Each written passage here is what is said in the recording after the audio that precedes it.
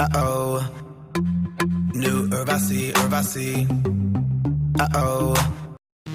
Coucou tout le monde, c'est Leïla, me voici avec une nouvelle vidéo. Donc je reviens parmi vous pour vous présenter mes indispensables voyages. Donc voilà, c'est des choses dont je ne peux pas me passer et qui me sont nécessaires pour que je me sente bien dans un pays étranger ou autre, en tout cas loin de chez moi.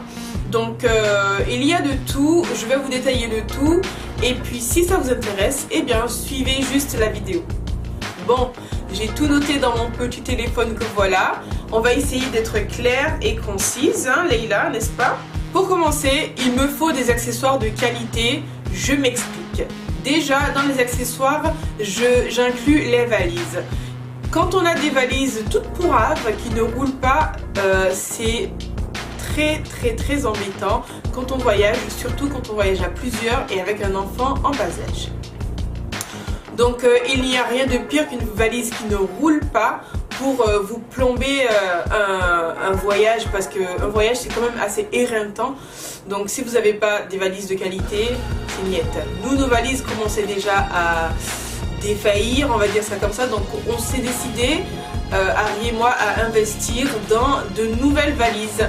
Donc elles ont l'air pas mal, je vais les tester, enfin, on va les tester là pour ce voyage à venir. Et puis j'espère que ça sera un bon investissement. En tout cas pour l'instant j'en suis satisfaite.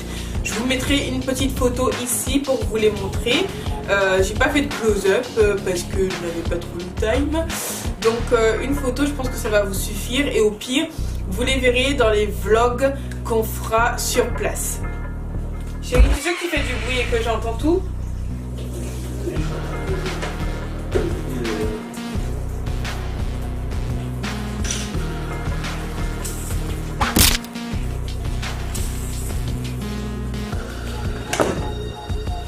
Des petites choses comme ça peuvent tout foutre en l'air, entre guillemets. Donc voilà, juste pour un confort supplémentaire et un confort psychologique, avoir des valises qui roulent et qui sont relativement solides et efficaces. Voilà, efficaces. Pour moi, c'est très important. Ensuite, toujours dans les accessoires, quand vous voyagez avec un enfant en bas âge, il est important, surtout dans des grandes villes comme New York, Paris ou autres, d'avoir une poussette solide, une poussette où l'enfant soit à l'aise, une poussette, voilà, une poussette tout terrain. L'année dernière, nous sommes partis avec une poussette bas de gamme, une poussette Cannes comme toutes les autres, et on a galéré. L'enfant était mal à l'aise, surtout que Adam c'est un enfant qui est relativement grand et costaud. Donc voilà, hein. Il a 3 ans, je l'habille en 5-6 ans, donc faites-vous juste une idée. Donc cette année on a décidé d'investir dans une bonne poussette. Donc on a pris une Mountain. Je ne me rappelle plus très bien de la référence. De toute façon, je vous mettrai le nom de la poussette juste ici. Et puis je vous mets la photo de la poussette là-haut aussi, pour que vous puissiez voir. Quand j'ai reçu la poussette, j'étais juste émerveillée parce que voilà quoi, elle est juste géniale. Si vous hésitez à acheter une poussette pour votre enfant, une poussette Cannes qui soit pratique, pas trop lourde et de qualité, solide, foncez quoi. Elle coûte cher, je n'en disconviens pas, mais la qualité est là. Donc j'ai essayé, Adam l'a essayé et il a approuvé. J'espère qu'on va voir vraiment la différence cette année par rapport à l'autre poussette, parce que franchement on a galéré l'année dernière. On avait dû, si je retrouve des images, je vous mettrai les images ici. On avait dû bidouiller la poussette quand l'enfant dormait pour que ses pieds ne traînent pas par terre quoi. On s'est dit non, cette fois-ci non, on va être carré, on va acheter une poussette de qualité pour que l'enfant il soit à l'aise, parce que ça encore, ça monte à l'esprit, ça chauffe les humeurs, et donc du coup ça peut embrouiller la journée quoi, tout simplement. Donc des petites choses comme ça sont très importantes. Donc si vous pouvez investir dans du bon matériel, c'est tout bénef. Ensuite, en ce qui concerne encore le matériel, ça fait partie des astuces de la dernière vidéo que j'ai oublié de vous mettre en ligne. Donc quand vous prenez une voiture de location, il faut louer un GPS. Bien entendu, on ne peut pas faire autrement. Si vous avez un téléphone, même si vous vous connectez en fait sur internet, ce qui est faisable, mais vous allez payer des 100 et des 1000 aussi pour la connexion, donc c'est pas non plus une superbe idée. En tout cas pour utiliser Waze sur votre téléphone. Donc il vous faut absolument un GPS. Le GPS à la location coûte 220 $. Oui, 220 $. Donc il est plus avantageux d'acheter un GPS si vous n'en avez pas encore, avec une cartographie qui corresponde au lieu où vous allez, ou alors d'investir dans une cartographie tout simplement si vous avez déjà un GPS, et de ramener votre GPS avec vous. C'est tout bénef. Nous, on n'avait pas de GPS, on a donc acheté un GPS. Donc on a acheté un GPS qui se trouve comme ça, c'est un Garmin. On a pris une référence qui conviendrait à Harry, parce que c'est Harry qui va conduire entre guillemets pendant tout le voyage, donc il faut qu'il soit à l'aise, donc on a pris une référence qui lui convient. Donc on a déjà programmé l'appareil, tout est prêt. Voilà, ça nous a coûté 70 $ sur Amazon.com. C'est un reconditionné. On n'a pas vu l'intérêt d'acheter un neuf parce que voilà, on n'utilise pas de GPS en général. Et au moins celui-ci, on l'aura pour les voyages à venir. Donc c'est un investissement qui premièrement vous fait gagner des euros ou des dollars. Donc entre 220 $ et 70 $, le choix il est vite fait. Celui-là c'est le vôtre, vous l'aurez pour des voyages à venir. Donc on s'est dit banco, on investit et puis voilà, il est vraiment pas mal. Donc on a déjà pré-enregistré les adresses clés qui se trouvent dans notre dossier voyage. Donc comme ça, on ne perd pas de temps non plus à programmer des adresses, etc., etc. Donc c'est aussi un gain de temps, un gain d'argent et voilà, c'est pratique. Maintenant, on va passer à la trousse de secours.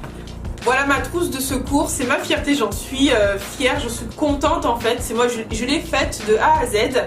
Donc je vais vous expliquer un peu où est-ce que j'ai acheté toutes mes petites affaires. Et voilà.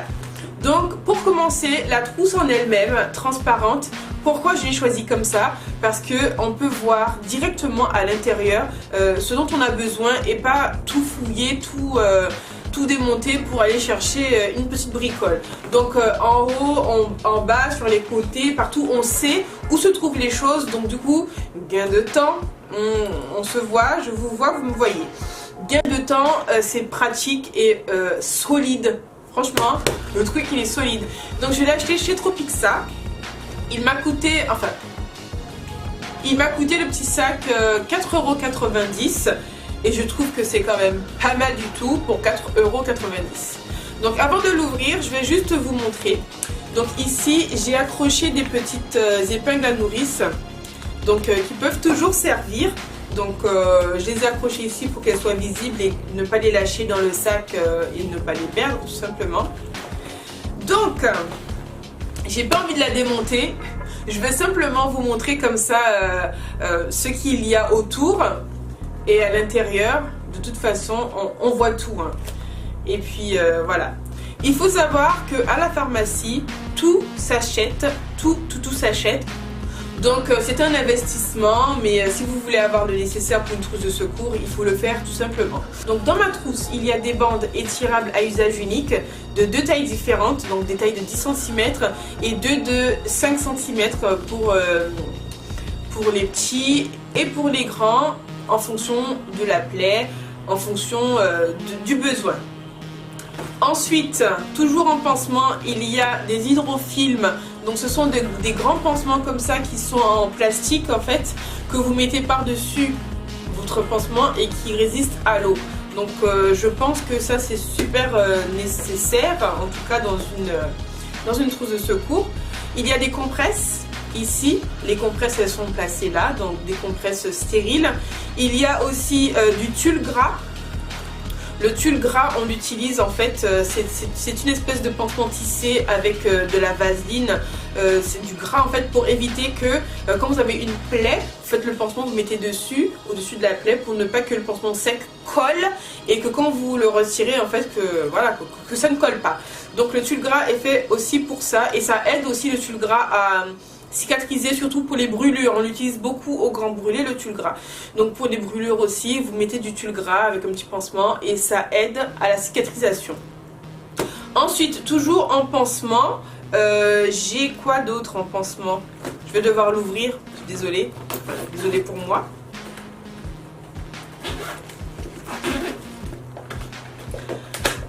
Alors, toujours en pansement, donc un rouleau de sparadrap nécessaire à faire des pansements. Je ne suis pas trop adepte des pansements déjà tout faits, vous savez, mais j'en ai acheté quand même pour les petits et ou pour les ampoules, les trucs comme ça. Donc ça, ce sont des pansements en fait qui sont déjà tout faits, Urgo extensibles.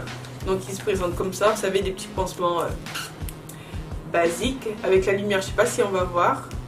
Voilà. Donc j'ai acheté ça, le sparadrap. Ensuite, une paire de ciseaux stériles. Quand vous faites des pansements, les amis, ne prenez pas n'importe quoi pour faire des pansements parce que vous risquez d'infecter en fait votre plaie et c'est pas ce qu'on recherche. Donc si vous pouvez acheter des choses stériles à la pharmacie ou nettoyer avant avec un antiseptique, c'est beaucoup mieux que de prendre n'importe quoi. Bien entendu, il y a une solution hydroalcoolique pour se laver les mains avant toute manipulation. Il y a aussi un rouleau d'élastoplast, donc c'est un strap. C'est si vous êtes fait mal, une entorse ou vous êtes foulé un peu.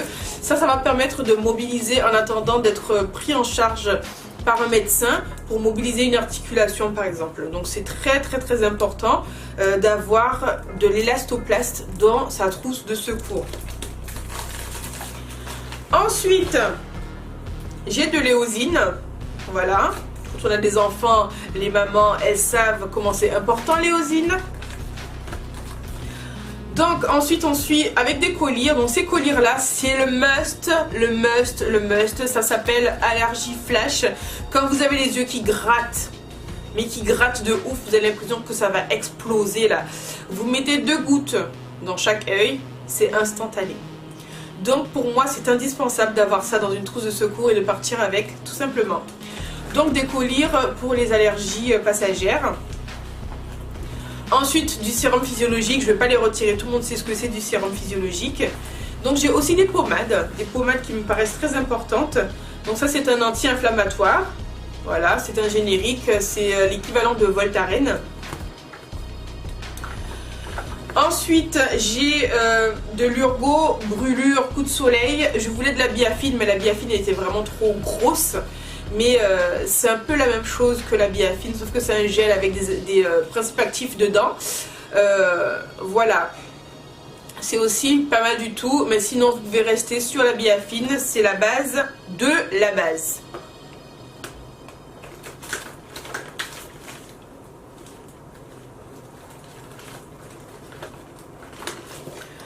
Ensuite, des petites pipettes comme ça de bétadine. Donc pour moi c'était le plus intéressant. Quand on ouvre comme ça une grande bouteille de bétadine, on n'utilise jamais la totalité et on perd le produit en fait parce qu'il y a une date de péremption. On est d'accord. Donc des petites pipettes comme ça, pour moi c'est plus économique, c'est plus hygiénique que la grande bouteille. Bien entendu du Doliprane, donc c'est du paracétamol hein, tout simplement pour les douleurs et les états fébriles. Quand on a des enfants, on n'oublie pas de prendre le Doliprane du petit aussi, très important. Donc j'ai 2 formats, donc le format en stick comme ça, quand on est dehors, c'est pratique de lui donner péros, donc par la bouche. Sinon, en format suppositoire comme ça, c'est aussi très bien. Et sachez que les suppositoires, c'est beaucoup plus efficace que les traitements en péros. Donc privilégiez les suppositoires pour les petits. Ensuite, j'ai oublié une pommade. De l'arnigel. C'est de l'arnica en gel. Voilà, de l'arnigel. Donc ça c'est pour les traumas. bénin, donc pour éviter d'avoir des bleus, etc., pour soulager un petit peu la douleur, les contusions, etc. Donc ça, quand on a un gamin, c'est cadeau. Donc, de l'aérus pour les états allergiques. Donc c'est un antihistaminique qui peut s'acheter, je sais pas si celui-là peut s'acheter sans prescription médicale, je pense pas. Mais vous avez des antihistaminiques que vous pouvez trouver sans prescription médicale. Vous achetez à la pharmacie tout simplement. Celui-là c'est de l'aérus et je peux pas vivre sans ça. Je suis quelqu'un qui a un terrain très allergique et donc voilà. Si je fais une allergie, je suis dans la merde. Mes yeux gonflent, je ressemble au professeur Folding. Non merci. Ensuite, de l'Imodium Duo. Donc, quand vous partez en voyage là, et voyage égale manger, manger égale problème. Donc, si vous mangez quelque part de pas très clair, pas très net et que vous vous retrouvez avec une diarrhée aiguë, c'est pas très glamour, hein. Je vous l'accorde, pardon. Mais l'Imodium, c'est votre ami en voyage. Donc n'oubliez jamais de l'Imodium. Et celui-ci, c'est de l'Imodium Duo parce qu'il y a un antidouleur dedans en fait. Un thermomètre, très important, un thermomètre. Les mamans, vous savez, ou même pas que les mamans, avoir un thermomètre sur soi, c'est très important. Enfin, dans sa trousse de secours. Donc un petit thermomètre. Ensuite, on n'y pense pas forcément, mais une pince à épiler, 2 embouts. Alors, avec un embout comme ça, pointu, ça vous permet de retirer les éventuelles échardes, les amis. Il n'y a rien de pire qu'une écharde qu'on n'arrive pas à retirer. Donc, dans une trousse de secours, toujours avoir une pince à épiler, surtout avec cet embout pointu, pour les éventuelles échardes. Donc, voilà, une trousse de secours pratique, efficace, complète, pour partir en voyage, ou pour rester à la maison, ou pour avoir dans sa voiture. Voilà. Ou simplement. Ensuite, après la trousse de secours, la trousse de maquillage, c'est mon indispensable. Les filles, on se voit, vous me voyez, on se voit. Trousse de maquillage, indispensable. Donc, ma trousse de maquillage, celle-ci.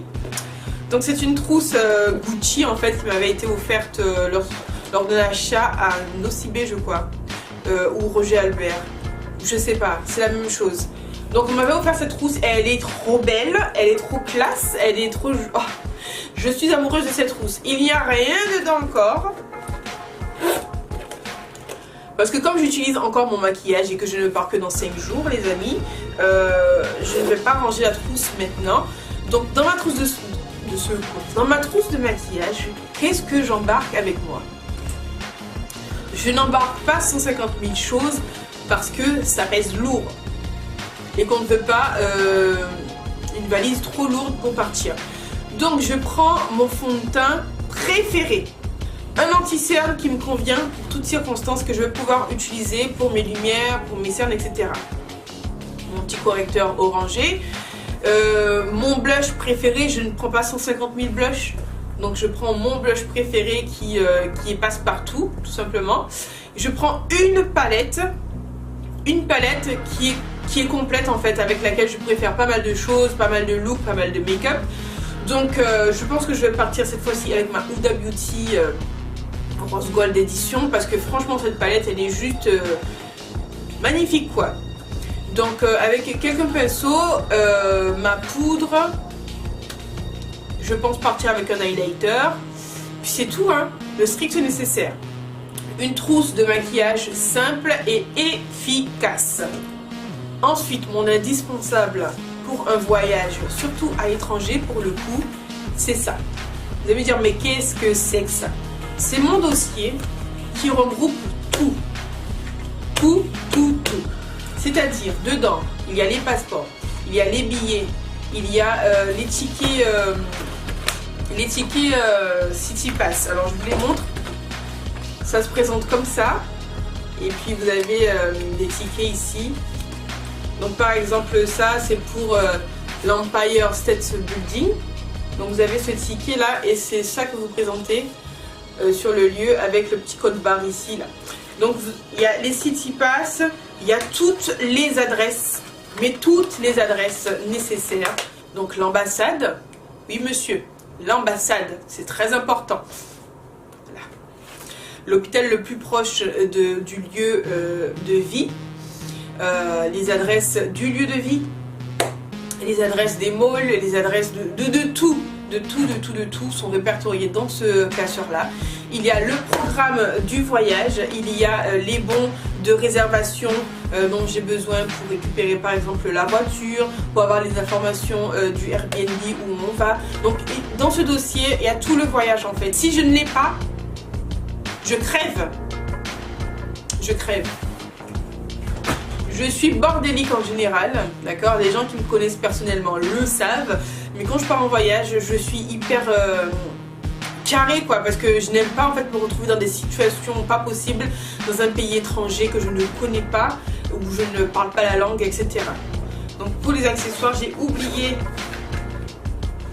de présenter en fait cette petite chose là qui est très importante en voyage ou dans la vie en général. C'est un RAV Power. En fait, c'est simplement une batterie qui recharge votre téléphone et donc ça c'est ma vie. Vous imaginez plus de batterie, c'est pas possible. Donc celui-là je l'ai acheté 24 € sur Amazon.fr et la housse était à part, elle a coûté 8 €. Donc dedans j'ai acheté aussi la prise spéciale pour recharger rapidement l'appareil qui m'a coûté 16 €. Donc en tout et pour tout il y en a pour peut-être 50 € et ça recharge 6 fois votre téléphone, 6 fois. Je ne serai plus jamais en rave d'énergie sur mon téléphone. Really, nigga? Maintenant, les appareils photo. Parce que quand on part en voyage, on veut des souvenirs de ouf, de ouf, de ouf. Donc nous, on va partir avec plusieurs appareils pour avoir la certitude d'avoir le max d'images et le max de souvenirs. Donc on va partir avec la GoPro pour les trips un peu de ouf, comme les chutes du Niagara, comme plein de choses. Je ne vais pas tout spoiler, d'accord? Donc la GoPro Hero 4 qui est très bien. Ensuite, on va partir avec le petit Canon comme ça G7X qui est vraiment génialissime pour vlogger, pour prendre des photos. Franchement, c'est une super qualité. Il n'existe plus cet appareil parce qu'il a été remplacé par son petit frère qui est 200 € plus cher. Donc je suis pas mécontente de l'avoir acheté l'année dernière. Il est vraiment génialissime cet appareil photo. Et bien sûr avec l'appareil photo avec lequel je filme là, c'est le 80D. Je vous mettrai sa photo ici pour que vous puissiez voir un peu la bête. Et puis voilà, c'était mes indispensables voyages. Ça se trouve j'ai oublié quelques petites bricoles. De toute façon, je vous montrerai tout ça dans les vlogs. Et puis voilà, je vous fais de gros bisous. J'espère que cette vidéo vous aura plu. Si vous avez envie de me suivre sur les réseaux sociaux, je vous mets tous les liens en barre d'infos sur Instagram, Snapchat et Facebook. Donc rejoignez-moi, on s'amuse, plus on est de fous, plus on rit. Si vous avez kiffé la vidéo, n'hésitez pas à lâcher des pouces en l'air. Je vous fais de gros bisous et je vous dis à bientôt pour de nouvelles vidéos.